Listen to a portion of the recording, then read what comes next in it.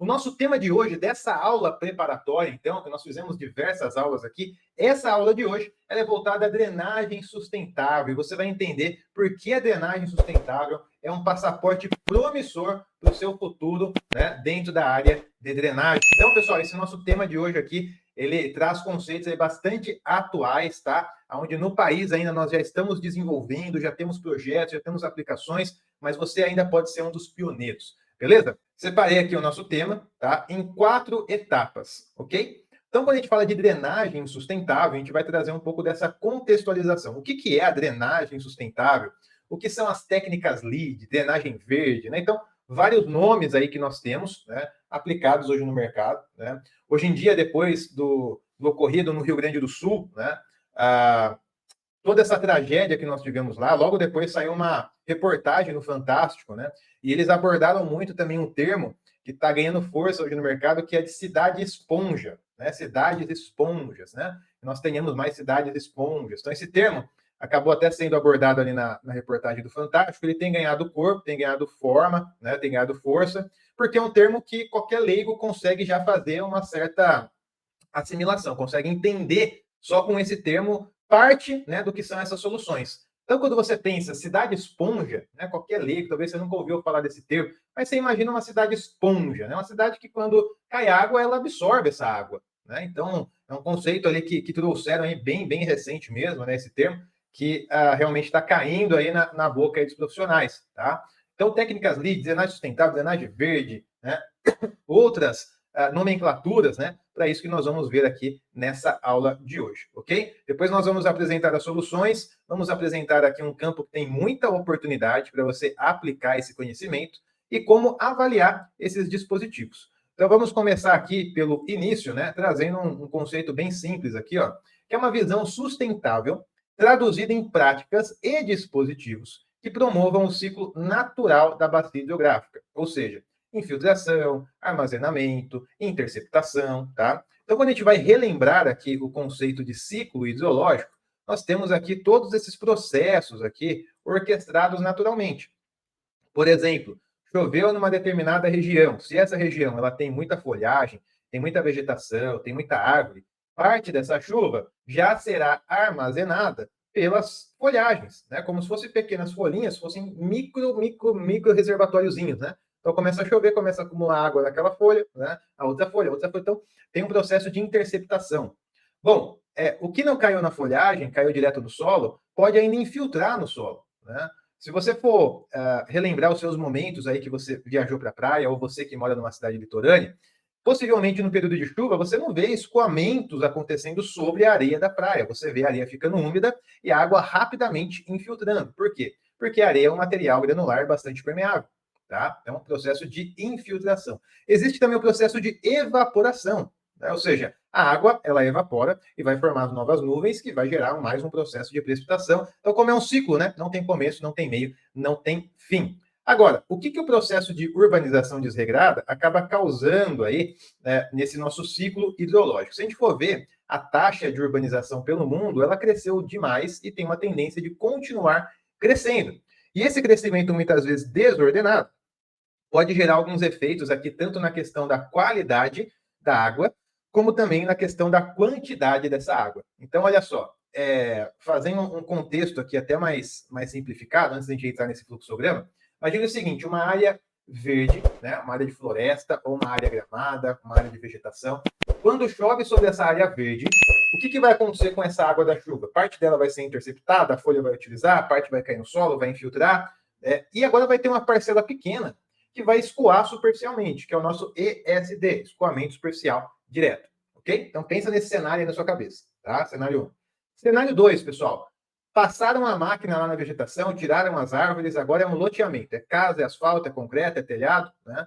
Então o que vai acontecer no cenário 2 quando chover? Parte dessa água que caiu nessa região, né, vai ter muita dificuldade para infiltrar. Porque como que ela vai infiltrar no concreto?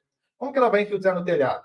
Como que ela vai infiltrar no asfalto? Que são materiais que têm uma taxa ali muito baixa de permeabilidade, né? Ou seja, quase impermeável. Então, choveu ali, logo ela vai escoar superficialmente, né? Não tem mais árvore para interceptação, não tem mais folhagem para infiltração.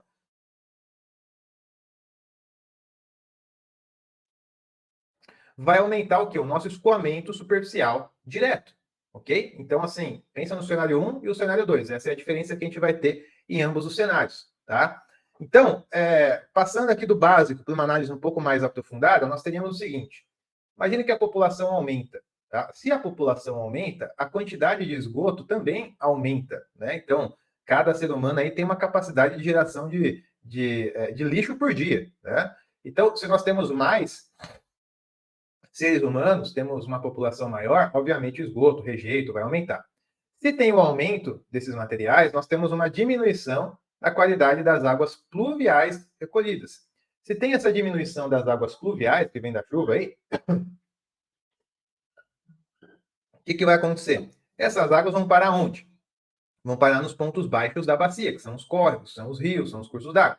Então piora também a qualidade dos rios, e aí nós temos um problema de poluição, certo?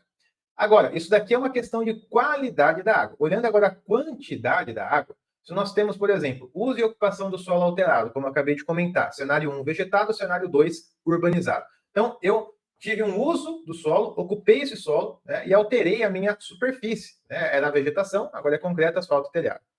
Se eu tenho esse novo cenário, o que vai acontecer? A nossa área impermeável aumenta, obviamente. Tá? Então, se eu tinha uma área totalmente permeável e agora eu tenho concreto, asfalto, telhado, a minha área impermeável aumentou bruscamente. Se aumentou a minha área impermeável, o que vai aumentar também? O meu ESD, o meu escoamento superficial direto, também aumenta. Se aumentou o meu ESD, o que vai acontecer com a minha vazão? Minha vazão vai ter um pico também maior. E se eu tenho uma vazão de pico maior, eu tenho problemas aí de inundações. Então, o meu curso d'água começa a não suportar mais aquele volume de água, aquela vazão, começa a transbordar para suas áreas adjacentes. E aí toda aquela população que está morando próximo ao curso d'água vai ser impactada. Outro caminho aqui possível, né, pessoal, que nós vemos bastante também, aí já olhando mais para uma visão de macro, é quando nós temos uma drenagem modificada. Por exemplo, tem um curso d'água, um córrego natural, que ele é bastante sinuoso, com bastante meandros e tudo mais, e é feito um projeto de canalização que vai cortar como se fosse uma linha reta, né, esse curso d'água. Então, o curso d'água que era sinuoso, né, agora é uma linha reta, né? Então, com isso nós temos o quê? Nós temos um encurtamento, né, da minha extensão, porque se eu pego todo o meu S, né, a extensão do S, é maior do que uma linha reta, né? Se eu for esticar o meu S, né, fica um trecho de curso d'água bem maior.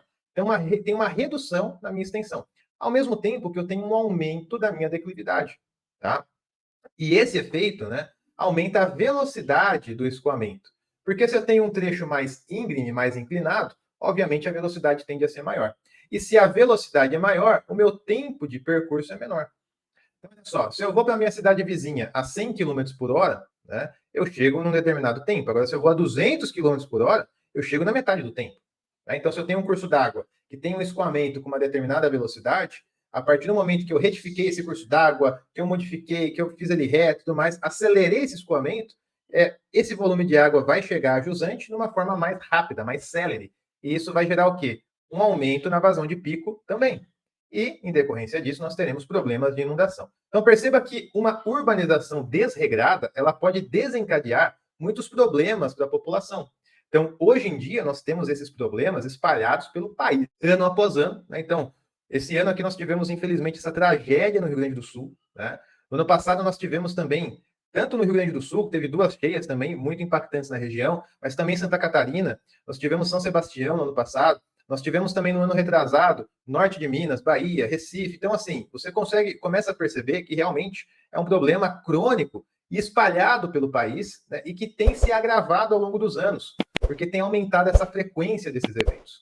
Ok? Então, pessoal, aqui nós temos um pouco dessa contextualização inicial.